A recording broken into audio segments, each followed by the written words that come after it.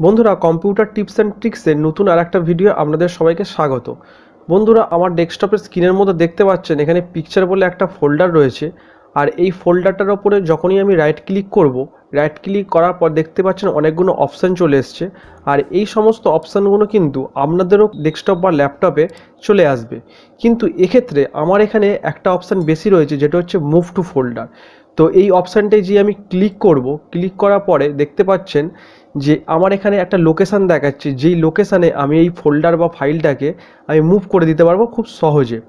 বন্ধুরা, আমরা সাধারণত কী করি, যে ফাইল বা ফোল্ডারটাকে আমরা অন্য জায়গায় স্থানান্তরিত করতে চাইছি, সে ফাইল বা ফোল্ডারটার উপরে রাইট ক্লিক করে এখান থেকে কাট করে নিয়ে যে লোকেশানে পেস্ট করব, সেই লোকেশানটাকে ওপেন করে নিয়ে সেইখানে পেস্ট করতে হয়। আর মুভ টু ফোল্ডারের মাধ্যমে করতে গেলে কী হবে, আমার লোকেশানটা এখানে আগেই ওপেন হয়ে যাচ্ছে, জাস্ট ওখানে গিয়ে পেস্ট করে দিলেই কিন্তু এটা অটোমেটিক খুব সহজেই মুভ হয়ে যাবে। আর এই মুভ অপশানটা আমরা ফোনেতেই দেখতে পাই, সাধারণত ডেস্কটপ বা ল্যাপটপে এটা দেখতে পাওয়া যায় না। তো আমি এই মুভ অপশানটা এখানে কিভাবে সেট করলাম, সেটাই আজকে আমরা এই ভিডিওর মাধ্যমে শিখে নেব। তার চলুন বন্ধুরা, মূল ভিডিওটা আমরা শুরু করে দিই। তো বন্ধুরা, প্রথমে এখানে সার্চ অপশানে আসবো। সার্চ অপশানে আসার পরে এখানে লিখব রান। রান লিখে এন্টার মারবো। এন্টার মারার পর একটা ডায়লগ বক্স আপনার কাছে ওপেন হয়ে যাবে। তো এইখানে প্রথমে আমরা লিখব রেজিস্ট্রি এডিট। আমার এখানে লেখাই আছে, এখানে আপনারা দেখে দেখে লিখবেন REGEDIT, registry edit. Registry edit লেখার পরে এখানে আমরা ওকে করব। ওকে করার পর আপনাদের এখানে একটা ইয়েস নো অপশান আসবে, আপনারা একটা ইয়েস করে দেবেন। তো ইয়েস করে দেওয়ার পরে আমাদের কাছে একটা ডায়লগ বক্স ওপেন হয়ে যাবে। তো প্রথমেই আপনার কাছে এরকম একটা ইন্টারফেস চলে আসবে। তো প্রথমে দেখতে পাচ্ছেন এখানে লেখা আছে এইচ কি ক্লাসেস রুট। এই অপশানটাতে আমরা ক্লিক করব। মানে এই যে লেফট সাইডে দেখতে পাচ্ছেন একটা অ্যারো মতো করা আছে, এই অ্যারোটাতে আমরা ক্লিক করব। ক্লিক করার পর আপনার কাছে আরও অনেকগুলো অপশান এখানে চলে আসবে। তারপর যে কোনো একটা ফোল্ডারের ওপর আমরা ক্লিক করব। ক্লিক করার পরে ALL লিখব। ALL মারার পর দেখতেই পাচ্ছেন এখানে একটা ফোল্ডার চলে এসছে আমার কাছে, অল ফাইল সিস্টেম অবজেক্ট।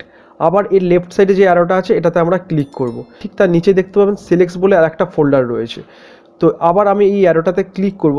এই সিলেক্টস ফোল্ডারটাতে ক্লিক করার পরেই ঠিক তার নিচের দিকে প্রথমে যে ফোল্ডারটা আমাদের কাছে রয়েছে সেটা হচ্ছে কনটেক্সট মেনু হ্যান্ডলার্স। এই ফোল্ডারটাতে আমরা ক্লিক করব। মানে আবার এই অ্যারোটাতে ক্লিক করলাম। ক্লিক করার পরে এখানে দেখতে পাচ্ছেন অনেকগুলো অপশানে চলে এসছে। তো কনটেক্সট মেনু হ্যান্ডলার্স এই ফোল্ডারটার উপর আমরা রাইট ক্লিক করব। রাইট ক্লিক করার পর এখান থেকে আমরা নিউতে আসব। নিউতে আসার পর এখানে কি বলে একটা অপশান আছে, এই কিটাতে ক্লিক করব। কিটাতে ক্লিক করার পরে দেখতে পাচ্ছেন এখানে একটা ফোল্ডার তৈরি হচ্ছে। তো এই ফোল্ডারটার আমি নাম দেবো মুভ টু নাম দিয়ে দিলাম। দিয়ে এবার বাইরে একটা ক্লিক করব।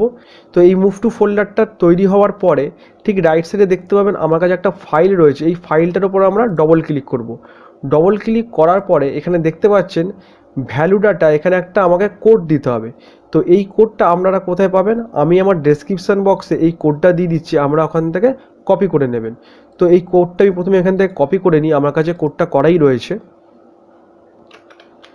তো কোডটা আমি প্রথমে কপি করে নিলাম। কপি করে নেওয়ার পরে আমি এই ফাইলটার উপর আবার ডবল ক্লিক করলাম। ডবল ক্লিক করার পরে আমি এই ভ্যালু ডাটা যেখানে রয়েছে এখানে এটা পেস্ট করে দিলাম।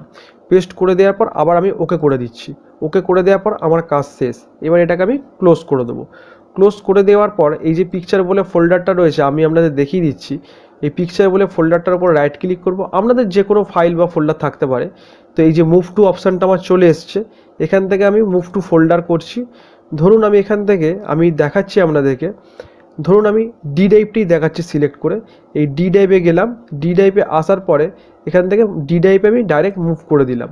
তো দেখতে পেলেন ফোল্ডারটা আমার কিন্তু চলে গেল। তো এবার আমি আমার কম্পিউটারে গিয়ে দেখিয়ে দিচ্ছি। তো ডি ড্রাইভটা আমি ওপেন করে দেখিয়ে দিচ্ছি। ওপেন করার পর বন্ধুরা দেখুন পিকচার বলে এই ফোল্ডারটা কিন্তু আমার এখানে চলে এসেছে। তো আশা করি বন্ধুরা ভিডিওটা আমরা পুরোটা বুঝতে পেরেছেন। আর ভিডিওটা যদি ভালো লাগে অবশ্যই চ্যানেলটা সাবস্ক্রাইব করে দেবেন। আর সাবস্ক্রাইব করে দেওয়ার পাশাপাশি নিচে থাকা বেল আইকনটা অন করে দিয়ে অল নোটিফিকেশান করে দেবেন, যাতে এরকমই পরবর্তী ভিডিওগুলো আপনাদের কাছে সবার আগে পৌঁছে যায়। আর বন্ধু বান্ধবদের মাঝে শেয়ার করতে ভুলবেন না, যাতে সবাই এটা জানতে পারে। ভিডিওটা অবশ্যই এটা লাইক করে দেবেন। দেখা হবে এরকমই কোনো পরবর্তী ভিডিও। ততক্ষণ পর্যন্ত ভালো থাকুন, সুস্থ থাকুন। ধন্যবাদ।